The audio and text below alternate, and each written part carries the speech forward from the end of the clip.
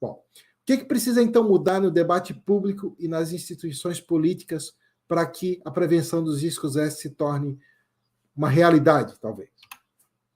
Bom, quando eu falo aqui política, tá, é num sentido bem amplo, não é só a política institucional, tá? É a política em termos também do debate público na sociedade entre as pessoas. Tá? Isso também eu estou chamando de política. Mas tem, né, a parte do debate público e tem a parte das instituições também. Tá?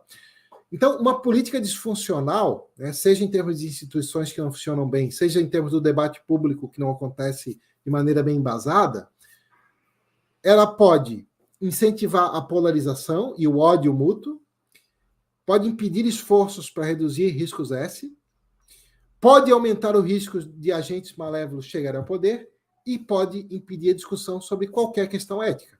Tá? Então, melhorar a política, seja em termos das instituições, seja em termos do debate público, é crucial para evitar os riscos S. Então, a seguir estão algumas estratégias nesse sentido.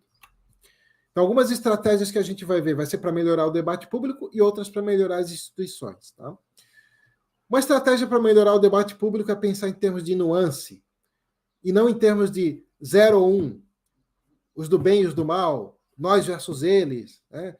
O amigo e inimigo, né? Que seria a ideia de tribalismo. Né? Seria uma estratégia, então, seria rejeitar o tribalismo. Né? Se a gente tentar encontrar pontos positivos e negativos em cada perspectiva, tá? Em cada posição, em vez de a gente pensar em termos de eu aceito tudo isso aqui, eu rejeito tudo isso aqui, né?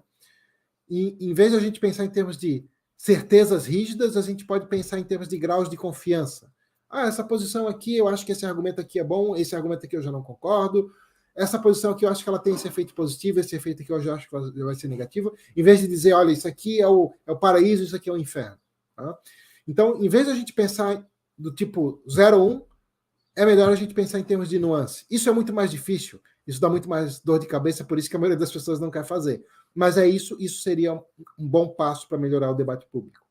Porque o tribalismo, a ideia de amigo e inimigo, nós versus eles, cria uma aparência de grande discordância, mesmo quando a discordância às vezes é mais limitada, mesmo quando tem alguns pontos comuns que as pessoas poderiam concordar.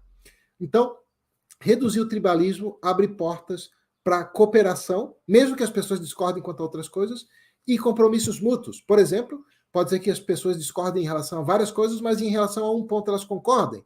Então, em relação a isso, elas podem se unir para fazer uma campanha em comum, por exemplo. Bom, outra estratégia muito importante para melhorar o debate público é discutir o argumento, seja lá quem deu o argumento. Não discutir quem deu o argumento. É investigar se o argumento é sólido. E um argumento vai ser sólido, seja lá quem deu o argumento.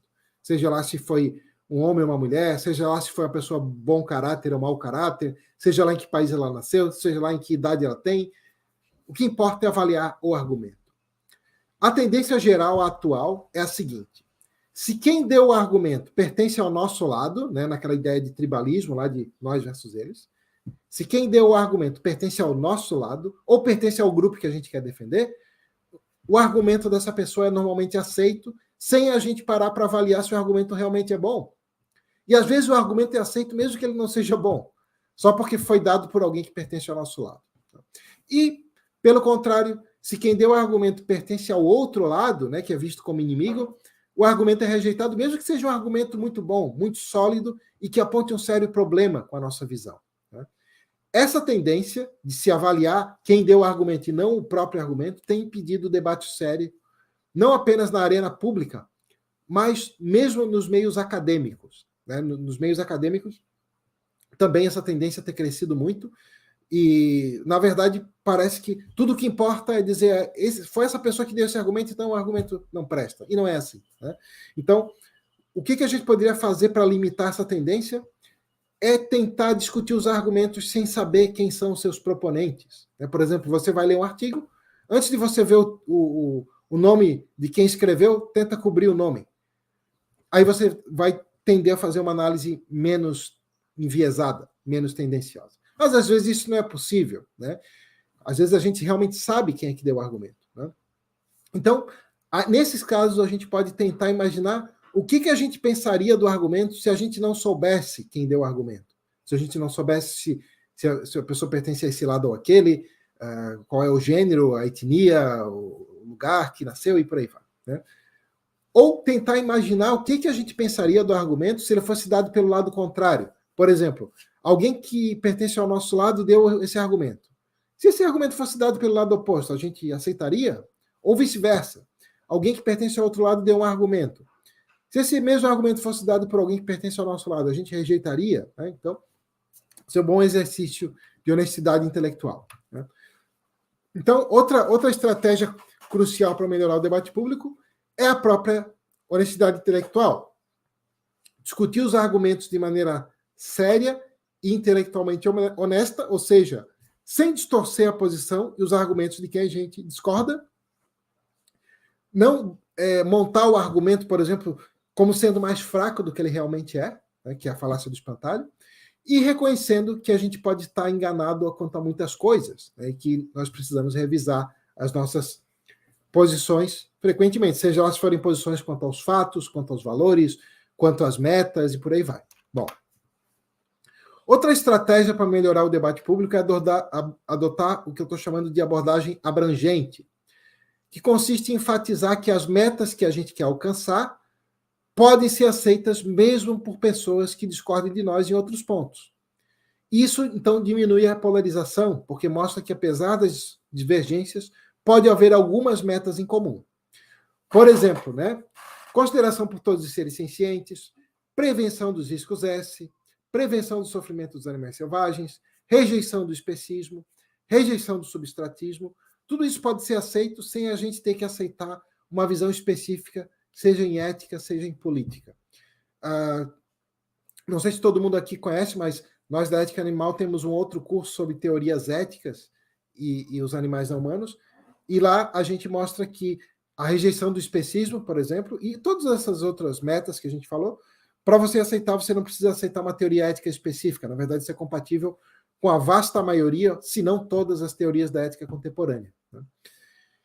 Enfatizar isso aumenta o potencial de aceitação dessas metas por parte de pessoas que têm as mais variadas posições éticas ou políticas. Né? Então, a ideia aqui é aumentar as chances de que isso seja uma meta comum, né? Independentemente de qual vertente política alguém seja.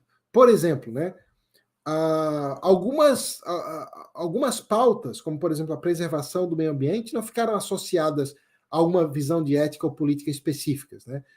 Foram vistas como pautas muito importantes e atualmente qualquer visão de ética ou de política tem que apresentar a sua proposta para preservar o meio ambiente. Então, a ideia aqui é que a mesma coisa seja feita em relação a prevenir sofrimento, que a ideia de prevenir sofrimento vire, né, uma proposta comum a todas as visões de ética ou de política.